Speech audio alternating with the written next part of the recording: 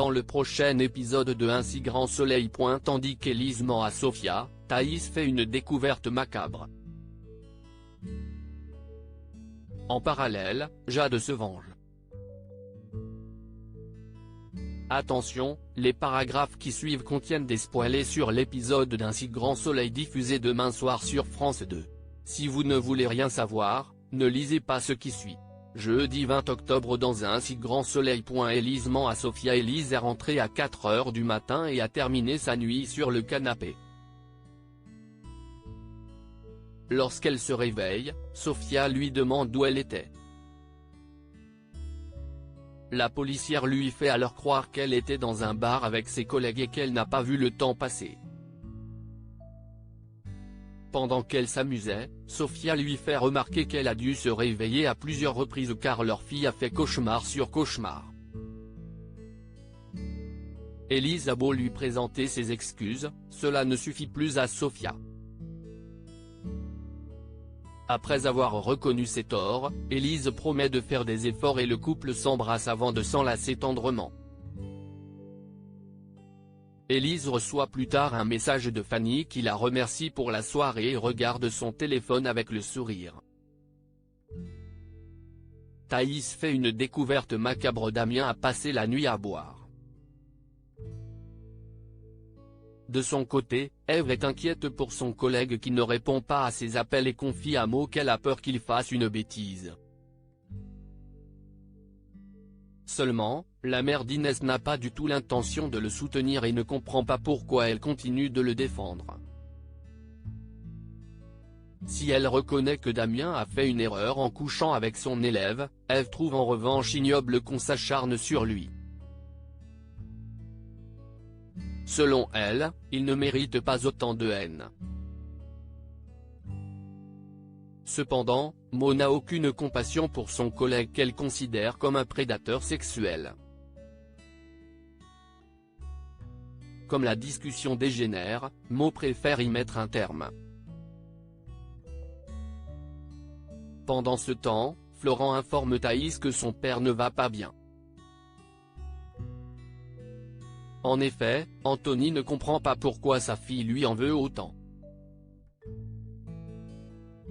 Bien que leur histoire ne le regarde pas, l'avocat explique qu'Anthony est quelqu'un de bien et qu'il a voulu la protéger par amour. Même si elle a conscience des bons sentiments de son père, Thaïs ne sait pas si elle pourra le pardonner un jour. Plus tard, Thaïs aperçoit un message de Damien qui lui demande pardon pour tout le mal qu'il a fait. Immédiatement, elle l'appelle pour lui faire remarquer qu'il n'a rien à se reprocher. Seulement, Damien semble être sous l'emprise de l'alcool et donne raison à ses détracteurs en se traitant de pervers. Quand Thaïs propose de passer le voir, Damien lui demande pardon avant de raccrocher. Inquiète, elle se rend donc chez lui. Comme il ne répond pas, elle l'appelle et entend son téléphone sonner. La porte n'étant pas verrouillée, Thaïs pénètre dans l'appartement et découvre Damien pendu dans l'entrée. Jade se venge et Jade est particulièrement distante en ce moment, ce qui n'a pas échappé à Ludo.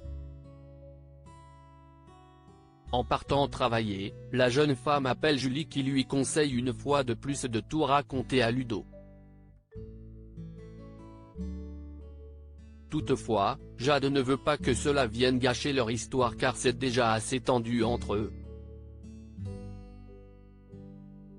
De plus, elle n'entend pas laisser Jean-Pierre Casil s'en tirer et a bien l'intention de lui régler son compte elle-même. À Elle Cosmétique, Jade questionne Berthier sur Jean-Pierre. Le comptable explique alors qu'ils sont devenus amis grâce à leur passion commune pour le rugby.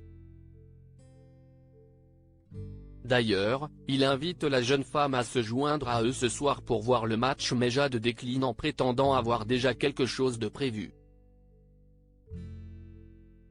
Par la suite, Jade se rend au domicile de Jean-Pierre et attend qu'il sorte de chez lui pour pénétrer dans sa demeure. Après avoir brouillé les caméras de vidéosurveillance, elle se dirige dans sa cave à cognac et explose quelques bouteilles avant d'en voler d'autres. En parallèle, Jean-Pierre reçoit un appel de sa voisine qui le prévient qu'elle a entendu du bruit. En constatant que ses caméras ont été déconnectées, ce dernier fait demi-tour puis découvre sa cave entièrement dévastée. Une fois chez elle, Jade prépare quant à elle un dîner romantique pour Ludo. Face au changement d'humeur de sa compagne, celui-ci peine à comprendre. Jade reconnaît donc qu'elle n'a pas été facile ces derniers temps et lui fait croire qu'elle s'est mise la pression à cause du travail. Malgré tout, elle le rassure sur son envie de prendre un appartement avec lui. Soulagé, le jeune homme la prend dans ses bras.